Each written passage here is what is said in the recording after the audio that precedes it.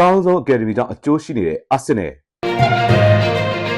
အသင်းဟာဥရောပမှာအကောင်းဆုံးနေထားရောက်လာတဲ့အကယ်ဒမီကြောင့်အကျိုးရှိနေတဲ့သတင်းကိုတင်ဆက်ပေးချင်ပါတယ်။ဂျာမနီလက်ရွေးစင်အသင်းနည်းပြဖွဲ့တွေကိုပူးပေါင်းတော့မဲ့နောက်ခံကစားသမားဟောင်းမာတီဆက်ကာကြောင့်အာဆင်နယ်အကယ်ဒမီဟာပြီးခဲ့တဲ့နှစ်ပိုင်းတွေအတွင်းမှာအရေးသွေးမြင့်တဲ့ကစားသမားတွေကိုမွေးထုတ်နိုင်ခဲ့တော့အကောင်းဆုံးအကယ်ဒမီဆိုတဲ့အနေအထားကိုရောက်လာခဲ့တာပါ။ဘူကာယိုဆာကာ၊လူးဝစ်ကယ်လီလီနဲ့မက်စ်ဒေါမန်တို့လိုကစားသမားတွေမွေးထုတ်နိုင်ခဲ့တဲ့အာဆင်နယ်အကယ်ဒမီဟာလက်ရှိအချိန်မှာလည်းပထမအသင်းကစားသမားတွေဖြစ်လာနိုင်တဲ့လူငယ်တွေဖြစ်တဲ့မာလီဆယ်မွန်၊အိုင်ဖီအိုင်ဗရာဟမ်၊တော်မီဆက်ဖို့၊အန်ဒရေးဟာရီမန်၊အက်စနော့စ်တို့လိုကစားသမားတွေကိုပါပိုင်ဆိုင်နေပါတယ်။ဒါ့အပြင်အာဆင်နယ်အကယ်ဒမီထွက်ကစားသမားတွေဖြစ်တဲ့မန်ယူနောက်ခံလူအေဒင်ဟဲဗန်၊မန်စီးတီးကွင်းလယ်ကစားသမားမီရှယ်အန်တူကူလိုကစားသမားတွေကလည်းတက်ဆိုင်ရာအသင်းတွေရဲ့ပထမအသင်းလူစင်းမှာကစားခွင့်ရလာတာတွေကြောင့်လည်းအာဆင်နယ်အကယ်ဒမီကိုထိပ်တန်းအကယ်ဒမီလို့သတ်မှတ်လာတာပါ။အာဆင်နယ်ဟာပြီးခဲ့တဲ့9နှစ်အတွင်းမှာအကယ်ဒမီထွက်ကစားသမားတွေကြောင့်ပေါင်သန်း200ကျော်လောက်သက်သာခဲ့တဲ့အထိအကယ်ဒမီကအကျိုးပြုခဲ့တယ်လို့သတ်မှတ်ခံထားရပါတယ်ခင်ဗျာ